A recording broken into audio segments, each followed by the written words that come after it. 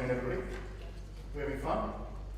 Yes. Yeah, that's a bit louder than that would be good, especially at the end of this. So, a couple of housekeeping rules for me. No difficult questions, and no questions from competitors. So that's my rules. Very quick little introduction, and like global talent acquisition is a huge, huge topic, and I'm not going to spend any longer than 15 minutes up here, so don't worry. But we've talked about a lot of the big picture stuff today.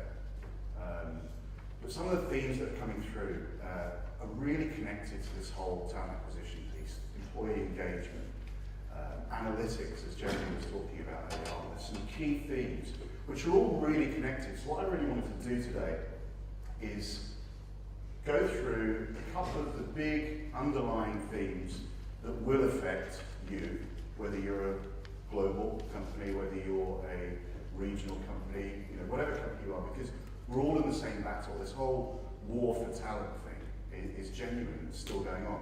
And I'm hopefully going to give you a couple of statistics in here, because we're all talking about analytics and data today, and how important they are. But we really need to start thinking about what does that mean for us. You left the slide transition in. Thank you very much. So, you probably won't be able to read that. All of the big HR surveys that come out all talk about the same key three drivers. Okay? It's about retaining what you have, the good people. It's about developing what you have, and it's about attracting talent. Those are the three key messages that come out. So everybody's agreeing, unless somebody violently disagrees with me. These are the key topics. So let's have a look at some of the statistics without going through them in too much detail. My analytics on it, and those who know me will know that I'm fairly straight to the point, and I try and look at what we talk about and draw something that's real out of it. So basically, the 75% of companies are expected to increase mobile workers. So these are people that are going to be working all over the world for you. They'll want to transition. So 75% of companies expect it to increase. So what that means to me is we all pretty much know it's going to happen. I don't know what the other 25% are doing. They're probably thinking about something else, but we all know it's going to happen. But only 2% are ready for it. So we know it's going to happen, we're not ready for it. That's slightly concerning for me.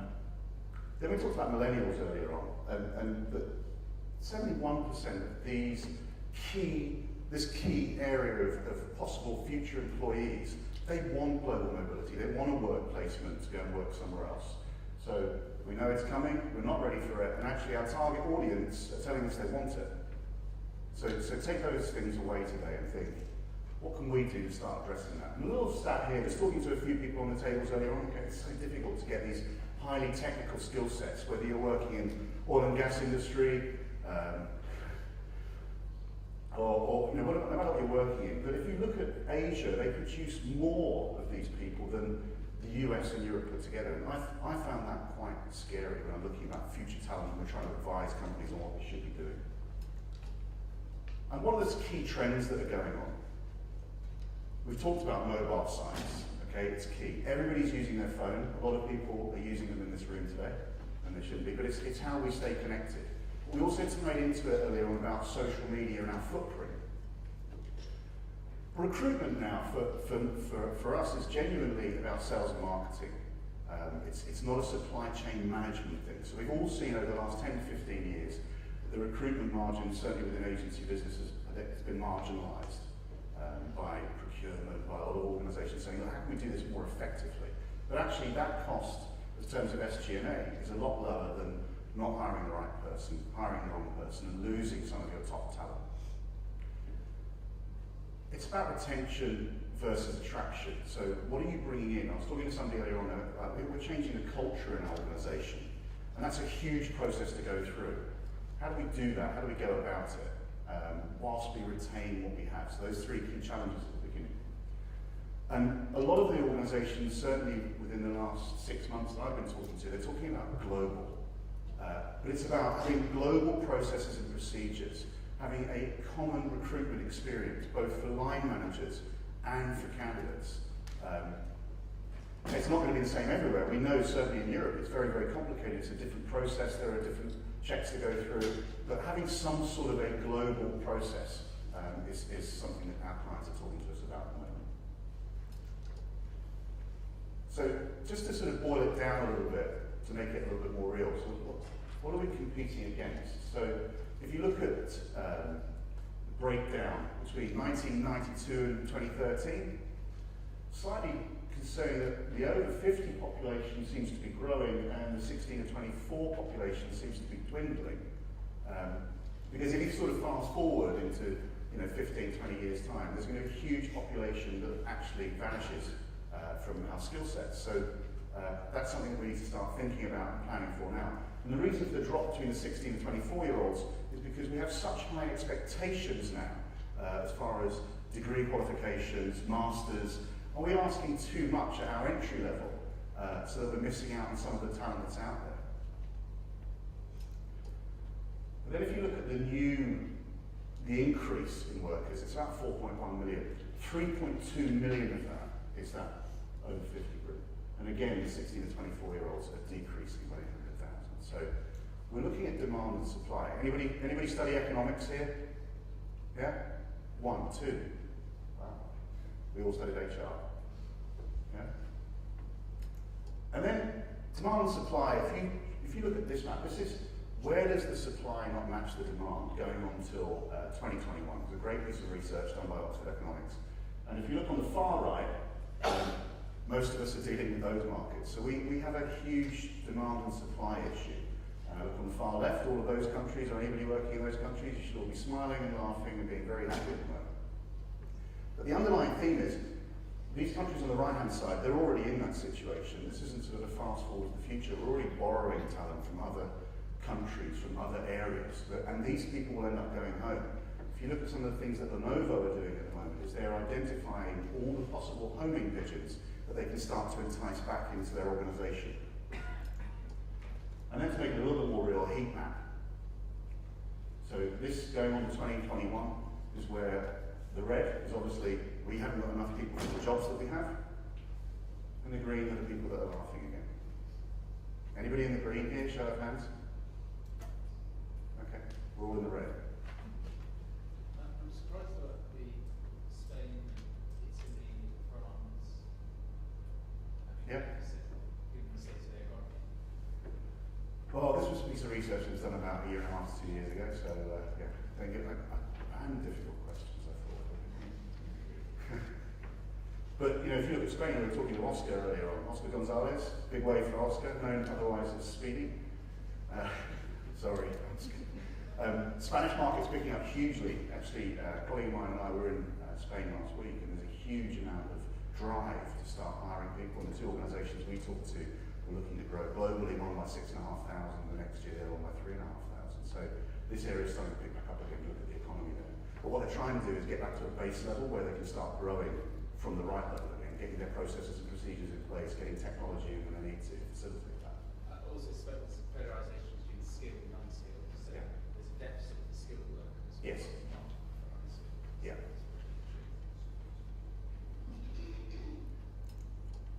So, two key things there. It's all about connectivity. So we've established that earlier on. We're talking about social media, what we use, what we do. And I personally think sometimes it's about money as well. I mean, we all go to work for a wage. We want to be happy at work. We want to be engaged, but genuinely you can be really happy, but if you're not paid, then it's probably not such a great experience.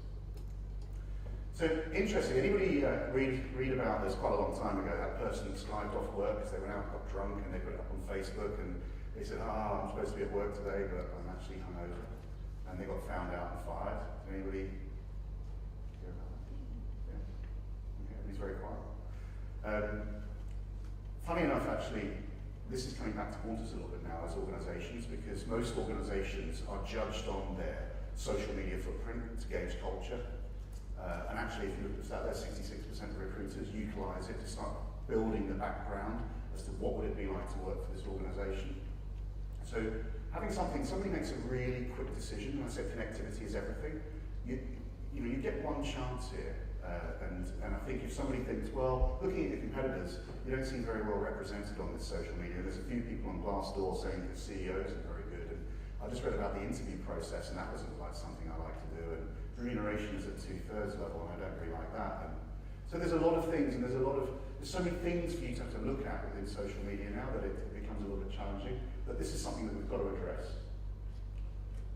And then we're back onto the mobile recruiting thing. So just on the tax stuff, I just really want you to bear things in mind today when you're thinking about talent acquisition, where you grow globally. So, for example, if we have a government change in the UK, which could be fairly likely, the high band tax earners, their real take-home pay will go to from 54% to 50%, which, interestingly enough, I mean, I live in an area in London that has become heavily populated by French nationals fairly recently, which has been no surprise given some of the tax regimes and what they're doing. They have a better quality of life in London. And actually, I was going to ask this question at the beginning, but I'll give you the stat now. London is the 6th largest French city, with 400,000 French skilled workers working. So, pretty interesting. Anybody remember what they were doing in December 2000? Probably everybody. Real take-home pay now is at the same level. We've had wage stagnation, certainly in the UK, for about 8 to 10 years. So that's something else to bear into mind when you're thinking about where you're going to grow and how you're going to grow and how realistic you are to compete against everywhere else. And they don't take it from me. There's Aberdeen and Deloitte. I mean, basically what they're saying here is we're regressing a little bit as far as our talent acquisition strategy is concerned. We're not as good as, we're not addressing it as much as we used to. And then really Deloitte saying that, companies are updating, but not everybody's doing it. So what can we do? And if you look at the top stat here, this is about the mobile piece again. 70% of people are using that to search for jobs. So, is your main career site mobile enabled? Do you actually know whether it is or not? Some companies go, well, what do you mean mobile enabled? We've worked with a number of clients to develop that, and the take-up rate is so much better. The key drivers I think for HR, and Jeremy talked about this earlier on, is using your analytics and understanding your data in order to make key decisions as far as where, when, and how you acquire talent. Okay? Look about segmenting your talent as well. What have we got? What do we need? And where are we growing as a business? So aligning your HR objectives and your growth plans to where the business is intending to go. And I think hiring forecasts are very difficult. I've worked with a lot of organisations over the years where we get involved in forecasting and planning, and it's very difficult because it'll always change depending on what the business is doing. So bear some of this into mind when you're putting that together. Be risk aware rather than risk averse. Don't think that's too risky for me to do. Just be aware of what would happen if you didn't do it, engaging what everybody else is doing. So if you look at some of the stats you mentioned earlier on, talking about bringing in technology, making sure that you have a segmented workforce, key things like this to address. And so I think if you just take away the three takeaways for this is get mobile if you can, because that's where everybody will be linking in. They're going to be looking at Twitter. Twitter feed is not just there to post up every job that you have available. We should all know that by now. And you need to make sure that you have your policies in place so that your individual people within the organisation are not posting things that could damage your brand and make someone have an opinion of you that they shouldn't have right from the start. Connecting the regions, don't do the same thing in every region, but have some sort of common operational process. Make sure that you have the systems in line to know what you're doing so that you can pull on these analytics and make a reasoned decision. And then get your processes aligned. So that's really all I wanted to go into today. Thank you.